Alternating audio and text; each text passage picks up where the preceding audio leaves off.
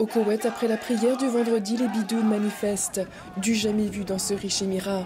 Des pancartes montrant le portrait de l'émir, ces apatrides veulent être des Koweïtiens à part entière. Bidoun en arabe signifie dépourvu d'eux, sous-entendu de nationalité. Le poète Dakhil al-Khalifa, rédacteur en chef du journal de Jahra, une ville peuplée de bidounes, est l'un d'entre eux.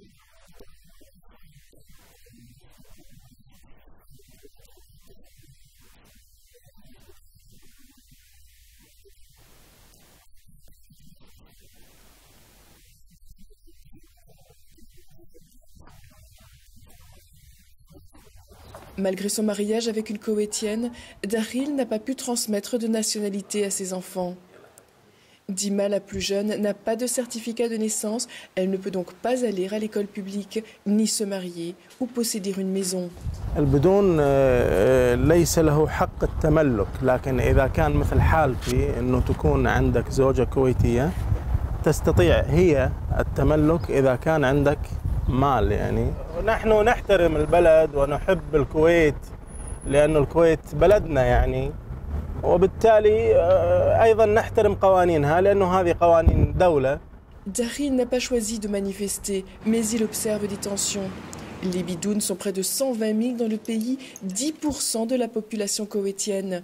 Des familles entassées dans des logements d'appoint construits dans les années 80. La plupart sont des fils et petits-fils de bédouins qui, lors de la création du pays, n'ont pas cru nécessaire de s'inscrire sur les registres officiels. De simples cartes d'enregistrement les qualifient aujourd'hui de résidents hors la loi. Sans passeport, ils ne peuvent ni étudier ni voyager. Certains ont décidé de surfer sur le printemps arabe pour se faire entendre. نحن هنا الكويتيين البدون لنا أكثر من 50 سنة هنا في الكويت نطالب في حقوقنا، شهادة الميلاد، شهادة الوفاة، عقود الزواج، الحق التوظيفي وحق التعليم وحق التنقل مثل الباسبورت، جواز السفر، لا يعطوننا كل هذه الحقوق. Les manifestations de Jahra comme ailleurs ont été dispersées par la force. Dans le contexte des révoltes arabes, le sujet inquiète les autorités koweïtiennes qui promettent des changements. Mais malgré la répression, beaucoup de jeunes sont déterminés à maintenir la pression et à manifester les vendredis suivants.